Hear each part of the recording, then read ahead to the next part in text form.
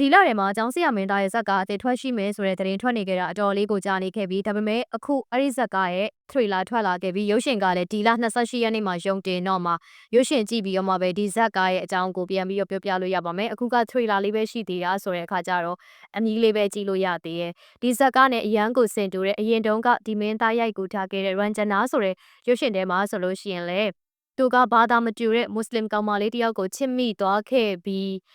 ဒီကောင်မလေးကိုပဲနောက်ဆုံးထွက်သက်အထိချစ်သွားရဲဆိုတဲ့အကြောင်းကိုရိုက်ကူးပြသထားခဲ့တာအခုဒီလ28ရက်နေ့မှာထွက်ရှိလာမဲ့တေးတဲ့ Ishq Me ဆိုတဲ့ဒီဇာတ်ကားကအရင်တုန်းကသူရိုက်ကူးထားခဲ့ဘူးတဲ့ Ranjana ဆိုတဲ့ဇာတ်ကားရဲ့ဒုတိယအပိုင်းလိုမျိုးဖြစ်လာမလားဆိုပြီးတော့လေလူတွေကစိတ်ဝင်စားနေကြတယ်ဒီရုပ်ရှင်နဲ့ပတ်သက်ပြီးတော့နာမည်ကြီးနေတဲ့ dialogue တစ်ကြောင်းဒီရုပ်ရှင်နဲ့ပတ်သက်တဲ့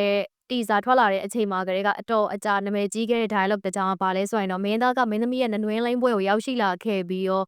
နေလဲလက်ထပ်ပြီးသွားတဲ့အခါကျရင်သားလေးတယောက်မွေးပါစေဒါမှအချစ်မှာကြရှုံးတဲ့သူတွေကတစုံတယောက်ရဲ့သားဖြစ်တယ်ဆိုတာကိုနင်နားလည်မှာတဲ့ဒီ dialogue ကတော်တော်လေးကိုနာမည်ကြီးပြီးပေါက်သွားခဲ့ဒီဇက်ကာကအမုန်းကနေအချစ်ကနေပြီးတော့အမုန်းနောက်ပိုင်းတည့်ရဲ့အထိဖြစ်သွားလိမ့်မယ်အချစ်လွန်သွားရင်တော့တေဖို့ပဲရှိတယ်လွမြောက်ဖို့အတွက်လမ်းမရှိဘူးဒါကလည်းဒီကားထဲမှာပါတဲ့ dialogue တစ်ကြောင်းဒီဇက်ကားထဲမှာပါဝင်တရုပ်ဆောင်ထားတဲ့မင်းသားဒနုရှ်ကတော့ဒီလိုဇလန်းမျိုးတွေနဲ့အကျွမ်းတဝင်ရှိပြီးသားသူကအချစ်ကားတွေမှာဆိုလို့ရှင်လဲတရုပ်ဆောင်အရန်ကောင်းတာဆိုတော့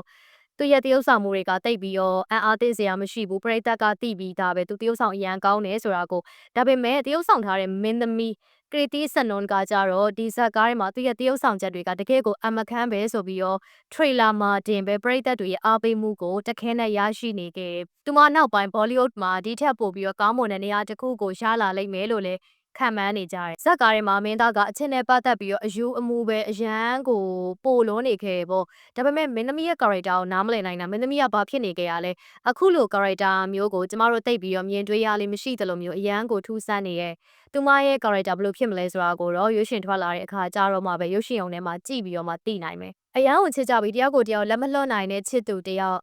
ကိုတယောက်ပြောင်းလဲဖို့စ조사နေနေမအောင်မြင်ဖြစ်လာခဲ့ပြီးရဲ့နောက်မှာတော့တယောက်ကိုတယောက်ဖျက်ဆီးမိသွားခဲ့ကြတယ်အခုတလောဘောလိဝုဒ်ကနေပြီးတော့အချစ်ကားတွေခဏခဏထွက်လာနေရဆိုတော့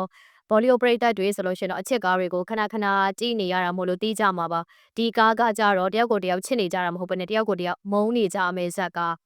ဒီမင်းသားရဲ့ဇက်ကားကိုကြည့်ပြီးတော့ happy ending မျှော်လင့်ထားရဲဆိုလို့ရှိရင်တော့လေ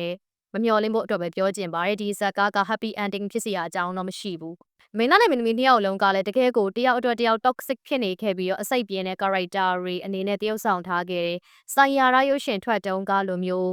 ရုပ်ရှင်ရုံထဲမှာပွဲခန့်တာမျိုးတွေမလုပ်ကြပါစေနဲ့လို့မျှော်လင့်ရမှာပဲနိုဝင်ဘာ28ရက်နေ့မှာထွက်ရှိမယ်ဒီမင်းသားရဲ့တေး Ishq Me ဆိုတဲ့ဇာတ်ကားကိုမကြည့်ခင်မှာပဲသူအရင်တုန်းကရိုက်ကူးထားခဲ့ဘူးတဲ့ဒီရုပ်ရှင်နဲ့တော်တော်လေးကိုစင်တူရဲဆိုပြီးတော့လူတွေမှတ်ချက်ပေးနေကြတဲ့ Ranjana ဆိုတဲ့ရုပ်ရှင်ကိုပြန်ကြည့်ကြတယ်ဆိုရင်တော့ကျမအနက်ရောင် channel ကြီးမှာအဲ့ဒီရုပ်ရှင်ကိုပြန်တင်ထားပေးပါတယ် Ranjana ဆိုတဲ့ရုပ်ရှင်ကိုကြည့်ပြီးသွားလို့ရှိရင်လည်းအားလုံးရဲ့အမြင်လေးတွေကိုကျမတစ်ချက်လောက်ပြန်ပြီးတော့သိချင်တဲ့အတွက်ကြောင့်မို့လို့ comment မှာဝင်ရောက်ဆွေးနွေးပေးကြပါအောင်ရှင်ကျမအနေနဲ့ကတော့ Ranjana ရုပ်ရှင်ထဲမှာဆိုရင်လည်းမင်းသားရဲ့ character အရင် toxic ဖြစ်လို့ ਨੇ ကိုအချစ်တစ်ခုတည်းကိုပဲတည်ရတစ်ဖက် main ကလေးရဲ့ခန်းစားချက်တွေတစ်ဖက် main ကလေးရဲ့အမြင်တွေဒါတွေအားလုံးသူ view မဆိုင်ပဲနဲ့သူချစ်နေရပြီဆိုပြီးတစိုးထိုးလှုပ်တဲ့ toxic ဖြစ်နေတဲ့ကောင်လေးတယောက်ရဲ့ character လို့ကျမတို့ထင်ပါတယ်ရှင်အားလုံးလည်းအမြင်လေးတွေကိုမျှဝေပေးသွားကြပါအောင်ရှင်တေး Ishq Me ဇာတ်ကနိုဝင်ဘာ28ရက်နေ့ထွက်ပြီးတော့အကြည်ရပြီဆိုတာနဲ့ကျမတို့ channel ကြီးမှာတင်ပေးသွားမှာပါဒီတော့ကျမတို့ရဲ့အနက်ရောင် channel ကြီးကို join ထားပေးကြပါအောင်ရှင်